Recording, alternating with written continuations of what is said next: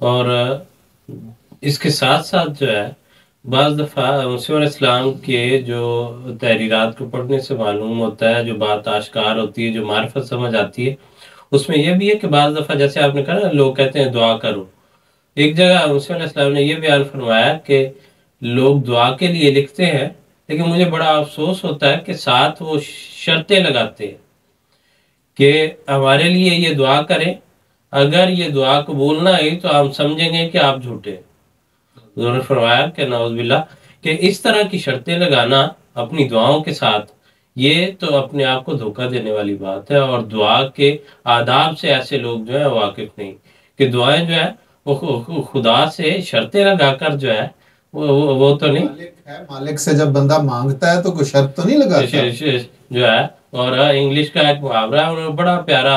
وہ بات بیان کی، بیگرز ہیو نو چوائس، بالکل کہ جو مانگنے والے ان کے پاس جو ہے وہ چوائس نہیں ہوتی کہ میں یہ لوں گا یا یہ نہیں لوں گا۔ تو اللہ تعالیٰ سے اگر عرض کرنی ہے تو وہ تو کمال عاجزی کے ساتھ جو ہے، اس کو بڑے پیارے انداز میں بیان فرمایا ہے۔ فرماتے ہیں کہ دعا تو خدا تعالیٰ کے ساتھ ایک دوستانہ معاملہ ہے، کہ کبھی خدا تعالیٰ اپنے بندے کی مان لیتا ہے، کبھی اپنی منوا لیتا ہے، کبھی جو ہے وہ یہ منوانا چاہتا ہے۔ اس لیے جو اس طرح بعض لوگ جو ہے وہ شرائط عائد کرتے ہیں یا اس طرح کی باتیں کرتے ہیں جو دعا کے آداب کے خلاف ہے،